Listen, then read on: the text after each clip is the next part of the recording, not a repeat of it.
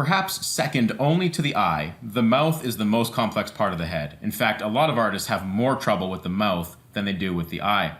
That's because a lot of people kind of categorically mistake the mouth for simply being the upper lip and the lower lip. Of course, those are there, but the mouth sits on this entire maxilla area, this entire muzzle. Think of like a dog or cat, like they have that long muzzle. We have a muzzle too. It's just a lot shorter. It doesn't stick out as far. But we can see if I tilt the head here, there are these planes that take us up, in front, to the side. It's all, again, it's box-like, right? But of course, it's not so box-like that it points to the side like the jaw does. These planes largely still point forward to the front, but there is some subtle articulation here of 3 different planes we need to look at. Then the lip kind of like juts in here. And another plane that's very important is the one that happens underneath the lower lip, and the one that kind of links up with the chin. Remember in the chin, we talked about the upper plane, the top plane of the chin? Well, that top plane of the chin links with the underplane of the mouth. And there's this beautiful little stair-steppy rhythm. Look at the shadow that my brush is casting here. See, it's like a little stair-step rhythm? We're gonna look at that. That is very important when it comes to understanding the mouth. In fact, let me just show you with a quick experiment. Let me put my brush right here and tilt the head. Look at how much room is on the side here. The mouth wraps around is what I'm saying. And we're gonna really gain a respect for that. A lot of people will flatten out the mouth too much and not respect the fact that the mouth turns around the muzzle. So, much like the eye, there's a lot to get to here. Thankfully though, a lot of this connects rhythmically. For instance, we'll look at a rhythm as the laugh line of the nose comes down, which we introduced a while ago. The laugh line comes down, it's gonna link right up with the plane, the underplane of the mouth here, and that'll help us draw the mouth correctly as well. So let's get right into it and start breaking this stuff down.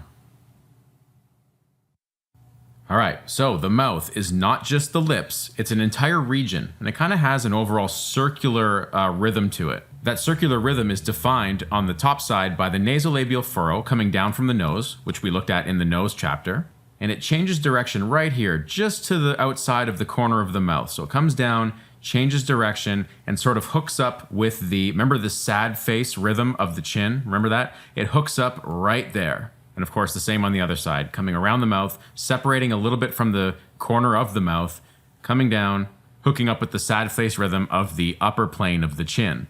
This is why I put the mouth at this part of the class after the nose and chin, because the mouth is the mechanism that connects the two of them rhythmically. Not to mention the fact that it has its own series of interesting planes. But the planes of the mouth are not that complex. They kind of come in 3s, and I have another diagram here. Once again, it's linked with the nose. We remember how the nose had sort of 3 planes, 2 sides and a front, 1, 2, 3. Well, the muzzle, which is this area of the mouth, the muzzle, also has 1, 2, 3, and I can continue this down to the lip. 1, 2, 3, 1, 2, 3, 1, 2, 3.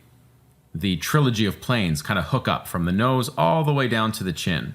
Now, there are some of these outside areas that are external from that, which we'll also talk about, but this 1, 2, 3 action is very handy to remember. These planes are incredibly important because they articulate the roundness of the mouth.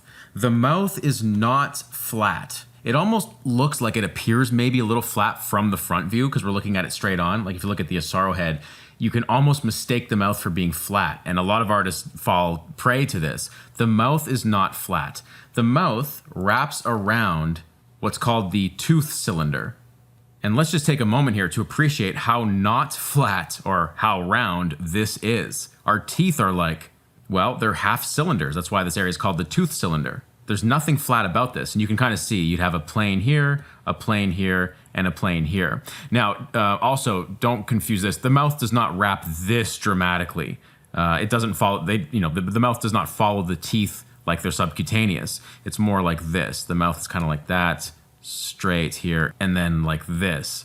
So it doesn't hug the teeth directly. The front teeth more or less kind of touch the front of your lip, but these back teeth recess further back from the skin. In this area, there's a lot of muscle that pushes the mouth outwards. And here's a quick look at it. I'm talking about this circular muscle called the orbicularis oris. Again, the name is not so much as important as you know that it exists. And this muscle, you can imagine, is incredibly developed. We can move our mouths in a wide range of gestures. And so these muscle fibers are pretty thick, and they push the mouth out at the corners. And again, that muscle is all in here, and it pushes the lips a little out from the back teeth. Also a handy little piece of anatomy to know, this part of the skull here is called the maxilla. So we've got the maxilla working in tandem with the orbicularis oris muscle, which all work together to create the muzzle. The word muzzle often reminds me of animals. Dogs and cats and other animals have very long muzzles. It really sticks out of the face like this, right? Well, we have muzzles too. It's just ours are compressed more. It only comes out, it comes out a fraction of the way, but it does protrude outward. On this photograph of me, if you'll excuse the extremely unflattering angle, you can really see the protrusion of the muzzle. And it works in those 3 planes, right? 1, 2, 3. Let's map it from the nose. First of all, let's get that outer rhythm coming down from the laugh lines, changing direction just outside the corner of the mouth, coming down, hooking up with the sad face rhythm of the chin, and the same on the other side. It's a bit foreshortened here, so you gotta be careful with that. Don't push it out too far. We know we have the septum planes here. Now they don't just come down straight, they widen out a little bit with that Cupid's bow that we have, and there are some there's a little minor plane change there, but for now let's just keep it flat. Meets the upper lip here, then it comes back in like this, then it comes back out on the lower lip. Let me just lower this line here. Back out on the lower lip, and it does not come back in like that, it actually continues out a little wider.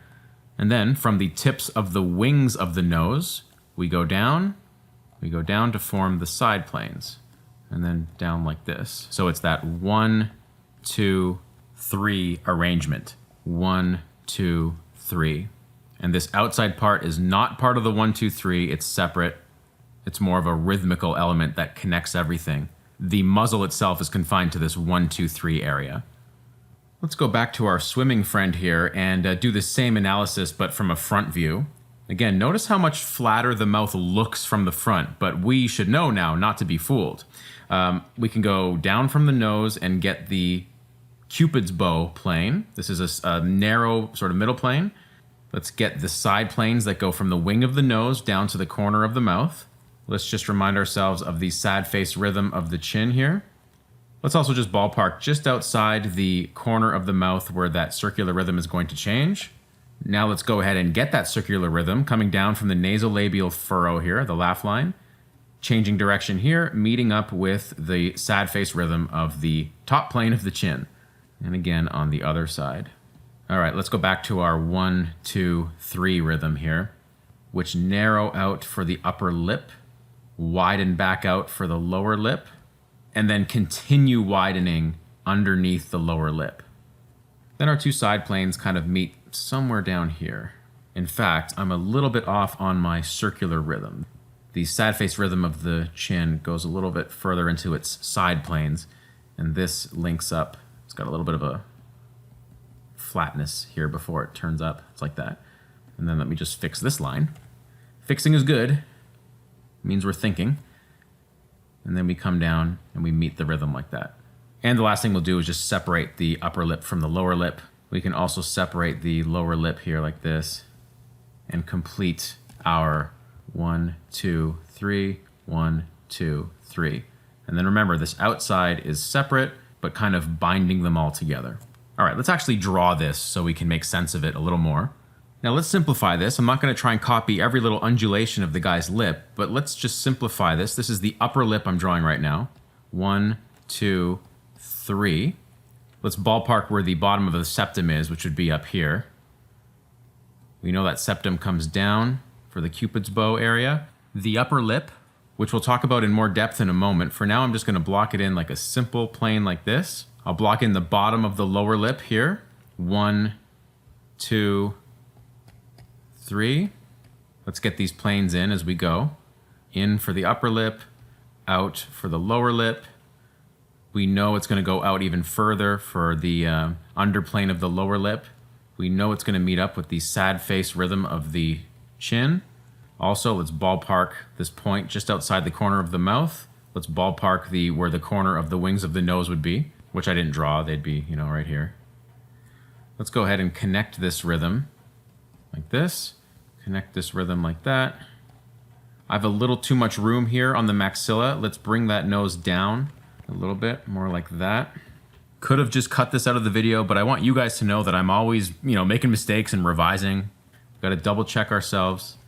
Even professionals will make mistakes. Of course, they're not mistakes as long as you are guided by them. They will lead you to a more accurate final. And of course, exact proportions will change here from person to person. You know, this whole area is considered the upper lip area, like the maxilla area. Some people will have larger ones, like take a look at someone like Stephen King. He has a very large muzzle maxilla area from the nose. There's a lot of distance there. Versus our swimming friend up here, who has a very short one. Let's just now connect the wings of the nose with the outer planes of the lips, the outer sides of the lips, to complete our 1, 2, 3 action here. And get just a little bit more space in here, which will allow us to complete that 1, 2, 3 rhythm like this. In fact, if you look at this guy, you can see the sad face rhythm here, and then it has a large bit of straight to it before going up. This is also something that can change from person to person. Now, just to throw some values down here, let's just get the underplanes in shadow. The upper lip points downward. So when the light's coming from above, the upper lip will be in shadow. So this is a handy little thing to know. We can usually ballpark the upper lip in tone. The lower lip faces up. So if anything, you might want to get a light value and put it here just to show that facing up. And this middle plane underneath the lower lip faces down pretty dramatically. So let's get that in shadow. Can you see it on him, this plane that's in shadow underneath the lower lip? This is an incredibly important plane. It sets off the mouth. It allows the lips to protrude out properly. However, these planes come out more. These planes are not so much in shadow. The recess is not the same. Perhaps we can put these in a little bit of a like half shadow to show that they are coming out again. Same with the outer planes here on the maxilla. We can put these in like partial shadow, let's say, just to show that they are turning slightly. It's not such an abrupt plane change, but it is a plane change. Let's just quickly address the shape of the lips. I was using a very simple shape here, which is fine to start with. And in fact, I can start with that here, the kind of 1, 2, 3 thing. But the upper lip is very well known for having a little dip right in the middle. This little graceful bowing action. And then right at the end, it kind of flattens out again like this to meet the corner of the mouth. In fact, on the model above, it even kind of tilts upward just a little bit. It's a very subtle, sensitive area, and people will have different rhythms there. Now let's work these planes to understand how to connect these areas. It's kind of like this. And coming out from kind of behind that, the lip wraps around to the corner. Out from behind, wrapping around to the corner. The lower lip, by comparison, is much more simple. It's just this kind of overall U shape that traces its way back to the corners of the mouth. And it does not have this narrow little front part. Again, it widens out. We know this already. It widens out here. And like I mentioned, the upper lip overall faces down. So when you're just throwing a value on it, you can mask a dark value here to show that that lip is pointing downward. Now, if we want to break the upper lip down one step further, there is even a plane here that points down even more aggressively. So you get an even greater plane change here as the lip wraps underneath and, going towards the inside of the mouth. It's such a subtle plane, it's not even shown on the Asaro head. You can see it on her a little bit, right at the bottom, like the bottom eighth of the lip as it kind of wraps under. Similarly, the lower lip has a top and front plane. You can separate it like this. And if we wanted to show that with a value, we can just maybe throw a little lighter value on the top plane.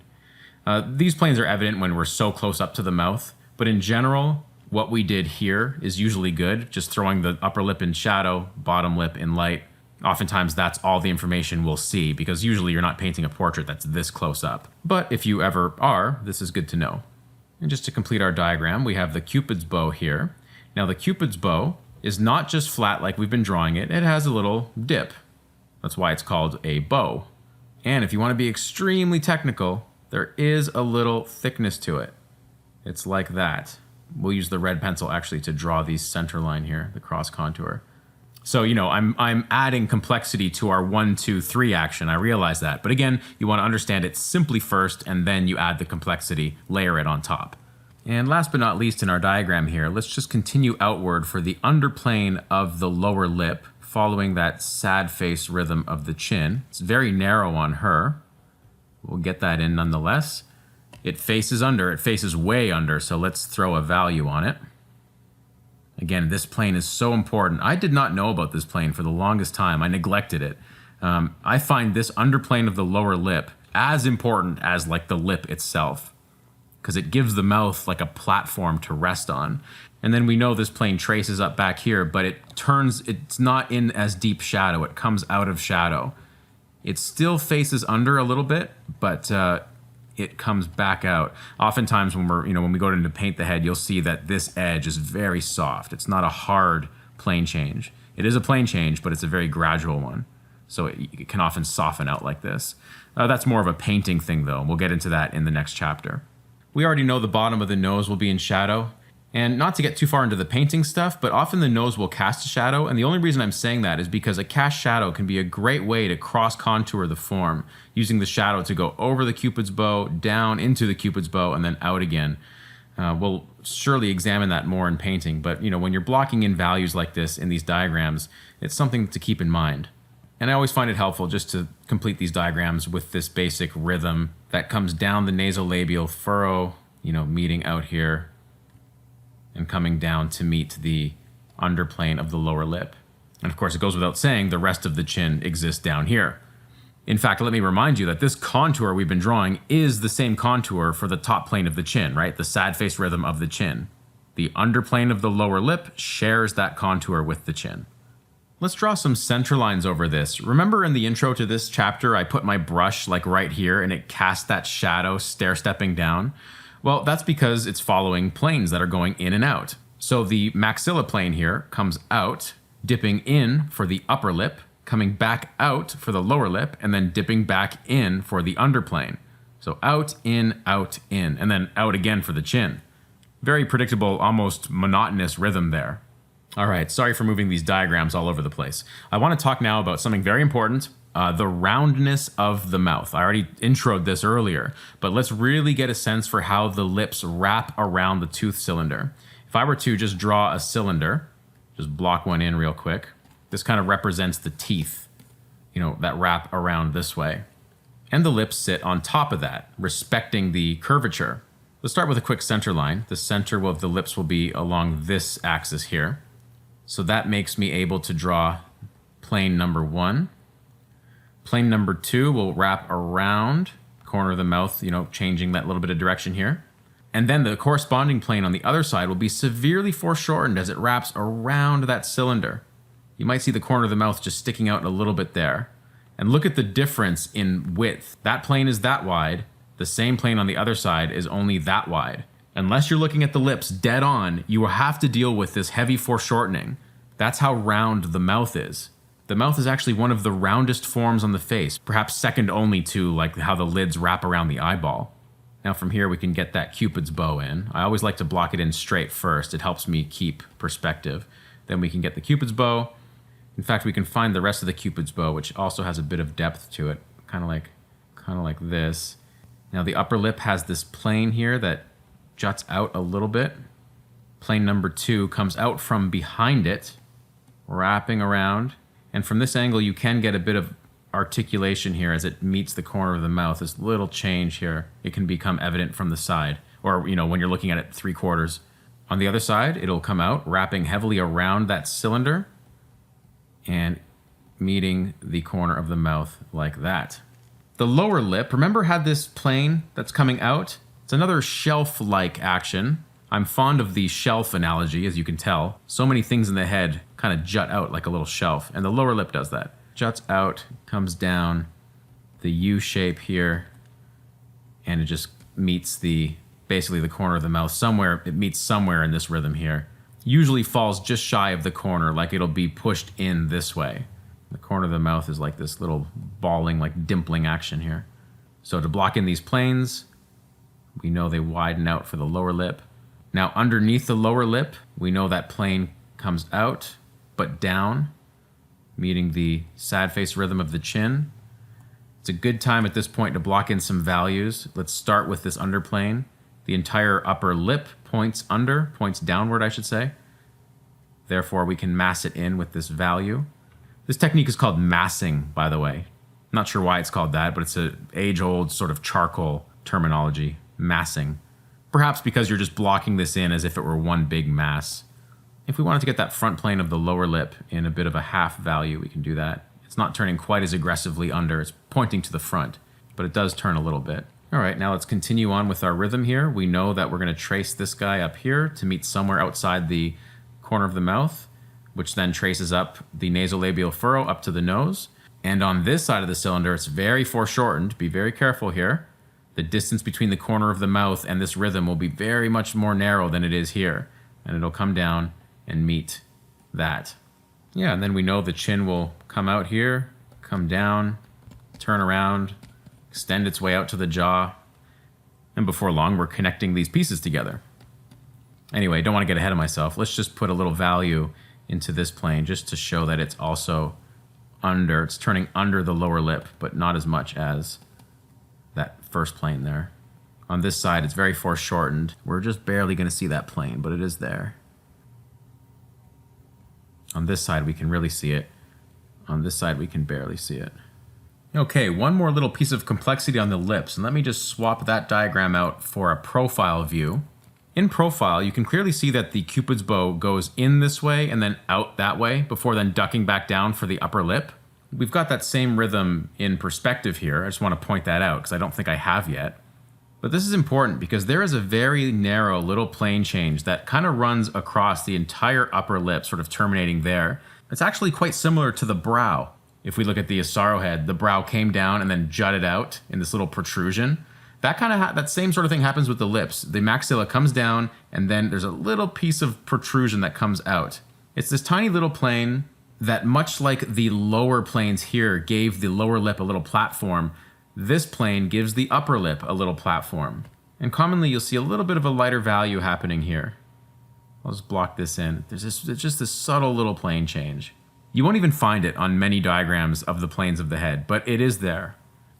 Oh, and I just want to be clear on something. This is not the contour. Like if you were drawing a portrait of a person from this angle, this would not be the contour. You would see the jaw here, and the jaw would form the contour, and this, you can throw this into tone, and that jaw would climb up like this. I just want to make that clear just in case I was misleading anyone by accident.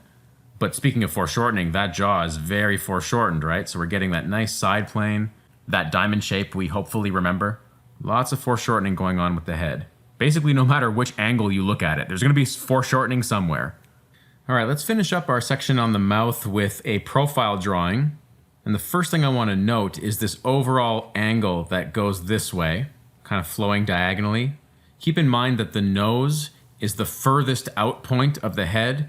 The tip of the nose, like look at that, it really protrudes out the farthest. So from the nose to the chin is this angle.